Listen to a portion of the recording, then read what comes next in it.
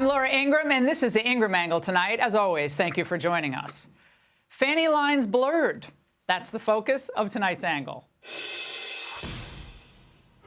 Today, over several hours in an Atlanta courtroom, we saw why allowing a county DA to bring charges against a former U.S. president is absurd and destructive.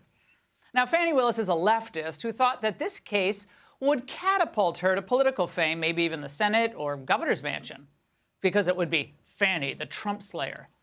And she was so full of herself, she thought no one would notice when she hired her married boyfriend as her lead Trump investigator.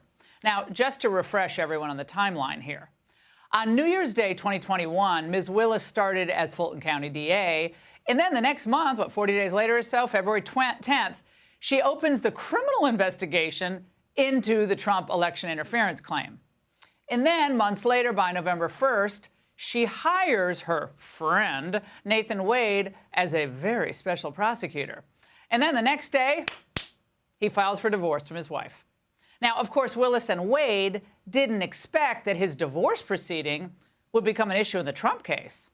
But at today's hearing, Judge Scott McAfee was considering whether the affair between the two created a conflict of interest that should knock them both off the case. Today, Nathan Wade took the stand on the question of who paid for their pleasure trips. Did you take a trip with Miss Willis in 2023 to Belize? I did. Did you take a trip to California with Miss Willis in 2023? I did. Did you pay for those trips on that credit card? I used the credit card to book the travel, but understand. She paid you back cash. Well, let me say this. Let's take the Belize trip, for example, since you started there. That was a birthday gift to me, so I paid nothing for that trip. Zero. Okay. So the charges that are on your card, she gave you cash for? She did. Okay. Cash. Now, we're supposed to believe that Fani Willis was carrying around just large amounts of cash. Of course, cash is not traceable. Now, when the DA unexpectedly appeared on the stand today, she did address this, or tried to. I know he initially paid for it.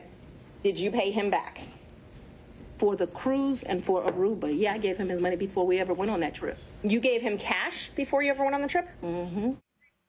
Later in the afternoon, Trump attorney Steve Sato revisited the cash question.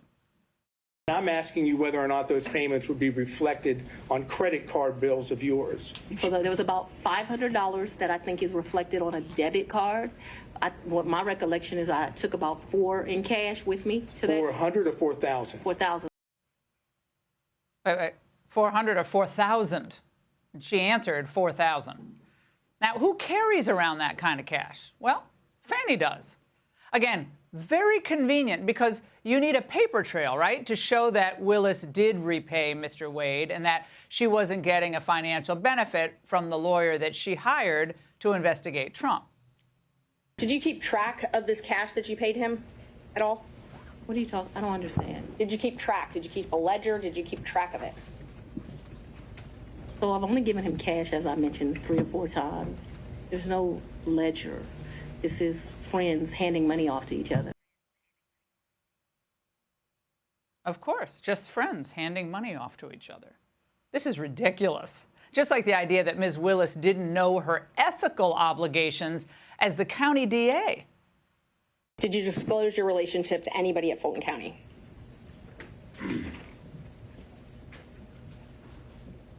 No, I don't think so. Are you aware that Fulton County requires you to disclose any relationship with someone that you're doing business with? I'm not aware. To me, that was stunning. Again, she's going after Trump for election interference. She doesn't even know her own ethical obligations. Now, but that was on top of many other stunning moments today where both witnesses appeared evasive and at times very argumentative, even belligerent, with glaring memory lapses about events that most people wouldn't easily forget. How many times Mr. Wade visited you at the condo between the time you moved in and prior to November 1 of 2020? I don't think often, but I don't want to speculate.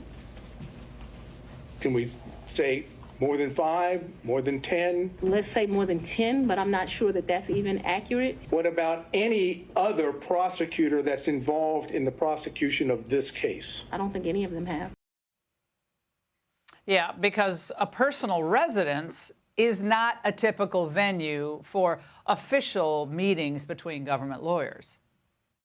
I'm asking you whether or not prior to November 1st of 2021, there was a romantic relationship with Mr. Wade. It's very simple. It's either a yes or a no.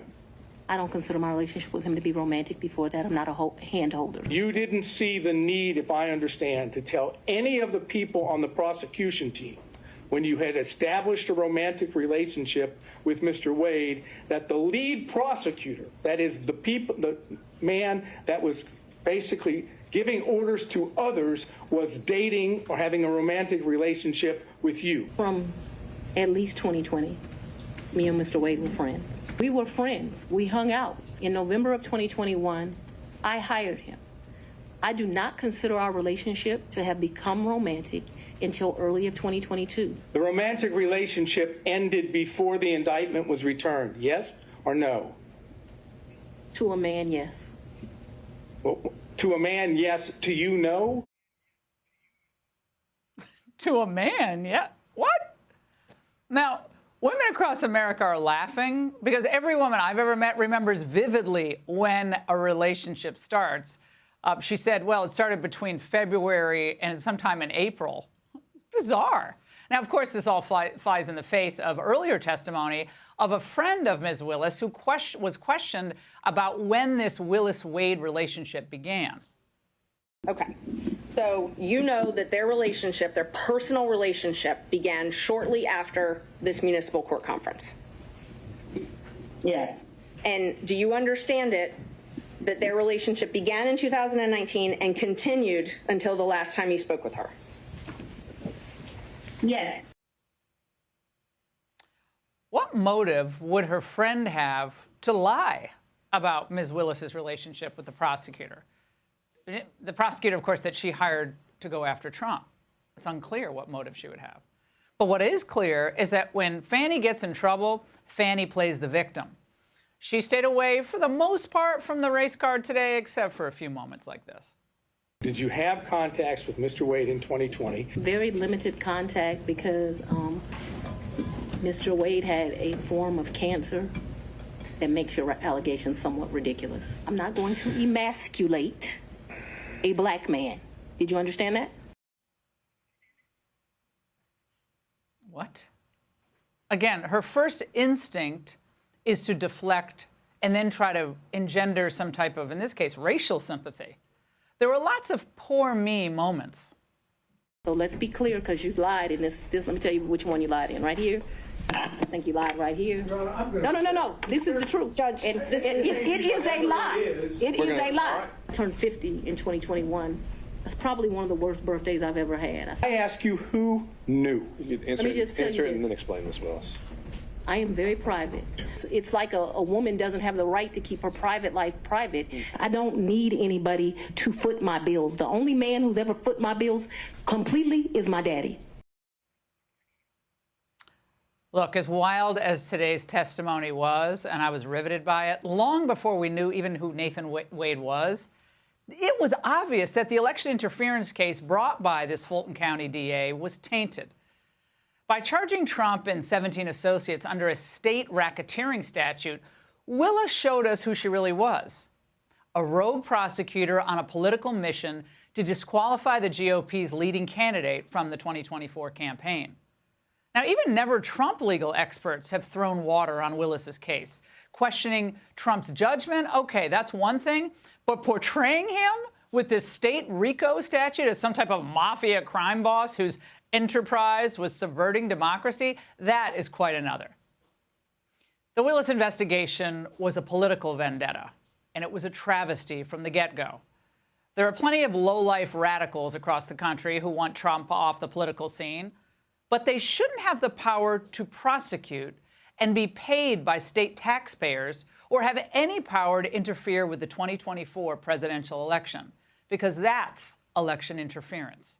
And that's The Angle. Hey, Sean Hannity here. Hey, click here to subscribe to Fox News YouTube page and catch our hottest interviews and most compelling analysis. You will not get it anywhere else.